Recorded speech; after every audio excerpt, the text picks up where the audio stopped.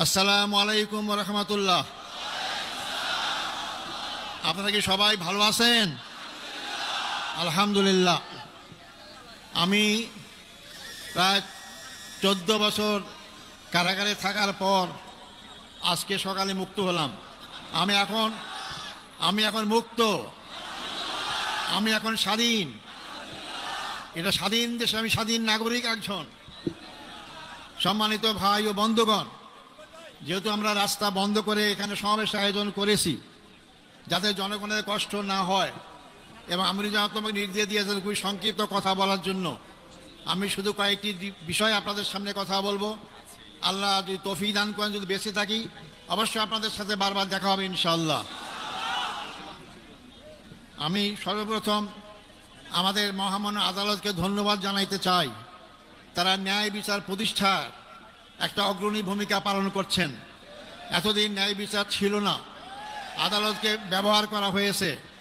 এই জন্য আশা করি আমরা সামনের দিনগুলোতে আমাদের আদালত জনগণের আশা আকাঙ্ক্ষা অনুযায়ী তারা জনগণের ন্যায় বিচার যাতে পায় সেই ব্যবস্থাই তারা করবেন।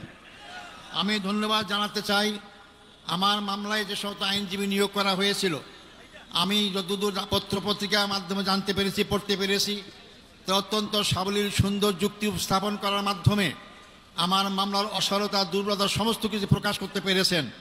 এবং আন্তর্জাতিকভাবে স্বীকৃত যে এই মামলার মাধ্যমে আমার অতীতের আগের সরকারগুলো কীভাবে নির্মমভাবে আমাদের আগের ভাইদেরকে হত্যাকাণ্ডের মাধ্যমে তাদেরকে দুনিয়া থেকে বিদায় করেছেন।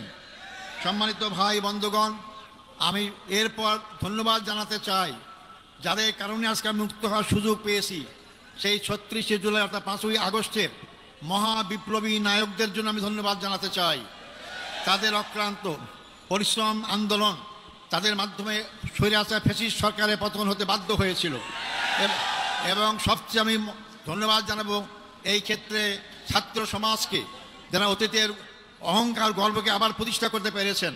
ছাত্র সমাজই রাজপথে নেমে রক্ত ঢেলে তারা এই 14.5 বছরের ফ্যাসিস্ট সরকারের সকল জুল অত্যাচারের বিরুদ্ধে জনগণকে সাথে নিয়ে তারা রাজপথে যে আন্দোলন গড়ে তুলেছিলেন, যার কারণে গর্ব গম্ভ সব চূর্ণ হয়ে বাংলাদেশ নতুনভাবে স্বাধীনতা অর্জন করতে পেরেছে।